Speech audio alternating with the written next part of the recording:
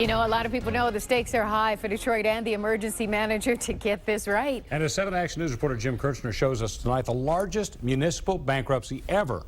We're setting the precedent here.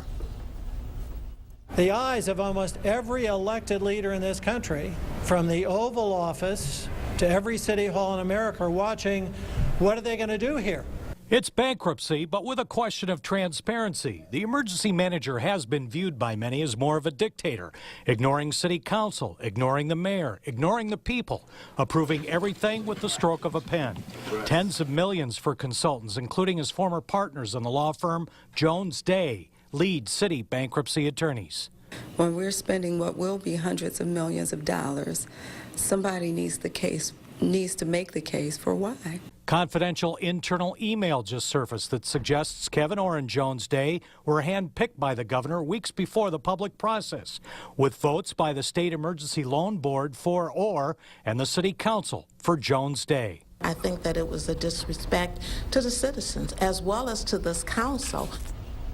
That was Brenda Jones yesterday at City Hall, frustrated over the lack of transparency. Mr. Orr, good evening. Good evening, Jim. I did a story tonight at 6 o'clock that does look at this new email that suggests that you and Jones Day were a package deal, handpicked by the governor before any public votes, no transparency. Doesn't this erode public confidence, and can you deny that? No, Jim. In fact, last time we talked, I pointed out that the emails that you had showed me saying, one, I didn't want the job initially, two, I recused myself from Jones Day presentation once it became clear that I was a potential candidate, and I did that twice actually at my law firm. Three, despite both three opinions at the American Lawyer and one from a law school, University of Michigan, that I did not have to resign from my firm, I fully resigned from my law firm. I mean, I pay my COBRA, I pay my insurance at this point to divorce myself from the process. So someone who wants to keep picking at that as if there's some package deal, there wasn't. The only thing that was involved in that is that I was going to recuse myself in Jones Day, which is one of the best firms, universally rated by a number internationally and nationally as one of the best law firms in the world. And I'll be honest with you, I'm proud of that, about the firm, that I had descended to a partnership with that institution that I resigned from would stand on its own. And I think it did. There was an independent process. It was selected. I had no insight into that selection of the process. That's how I got here, was when I came in January, was one of the members of the pitch team to ask for the legal work, which is what I anticipated doing, and I removed myself from that. So folks who want to look for some sort of process or inside straight as far as retention of my law firm, it's just not there. In fact, if you'll recall, when I first came in, I removed myself from the selection process of the law firm.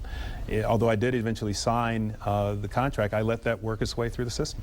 Let's talk about your pay. Is there a hidden deal? There was an email from Rich Baird, the governor's right-hand man, February 12th, where he says, intent to raise private funds for performance measure outcomes bonus. Are you getting a payoff above and beyond your $275,000 salary that might be coming from the governor's nerd fund? No. Something that isn't transparent? No, not at all. In fact, if you look at my contract, which is transparent because it's on the website, there's nothing in it to that degree. And frankly, I think there's an email that you talked about from one of my partners at the firm where they were talking about that issue, and I think my response was no. I don't want anything like that. That's in the email. I don't want anything like that. We're going to do this by the book. So there was a discussion. It did not make its way into my contract. There's no there's no hidden agenda. I have no expectation.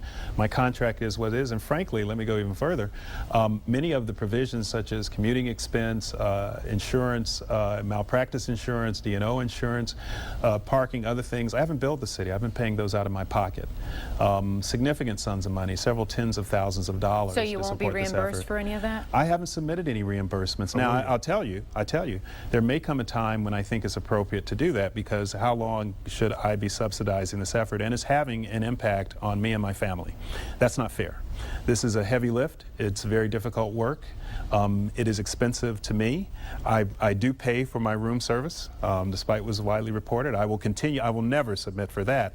But some of the expenses related to my official business travel, I went to a conference, for instance, to talk with bankers last night. I pay for that. I'm going to revisit that, frankly, and think that's not fair if I'm doing city business, that I'm paying both for my personal expenses and for business on behalf of the city in this effort. Gotcha. We're going to ask you to leave it right there, Mr. Orr. Viewers have used Facebook to send in questions for you. This one comes from Amy Key. She wants to know, how can the DIA possibly be on the table for revenue when other counties pay a millage to fund it and its contents? So how do you answer Amy? Well, you know, the DIA here again is one of the assets of the city, and it's assets owned outright. There's 66,000 pieces of art over there. Some of them people don't really know what they are. I mean, they've been undisclosed for 50 years or more.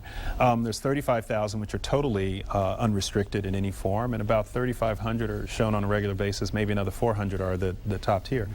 As a receiver, which is what I am for the city, I have to account for all assets of the city. If I didn't, I wouldn't be doing my job. I would be remiss. So I'm going to do that. We initially asked Christie's to come in, and then I pulled back from that because I realized the DIA was very volatile. At some risk to Christie's, frankly. They got some bad press and lost some commissions. But after 4 months of doing that, my team came back and says, Kevin, we're accounting for everything else. We cannot not account for DIA. We have to do that, and we run the risk of not being able to present a plan on our time frame we've done. So I pulled them back in, and they're going to issue an assessment and report. What might it be worth? Any guess? I have no idea. I mean, I don't think it's I don't think it's a paint and body shop. I mean, I think it's a significant asset of the city. But I don't know what take it a is. big chunk out of the debt. Well, you know, I've always said with DIA that we need to find a solution that provides some benefit to the city, but as an asset that actually has implications of public value, of an heirloom in a sense. You know, when New York went bankrupt, they didn't have to sell Central Park. I sort of think of DIA and that same value. All right, let's take a break right now. What will Detroit look like once Kevyn Orr leaves our town? All right, we look into the future, kind of a crystal ball here. Just a moment, don't go away.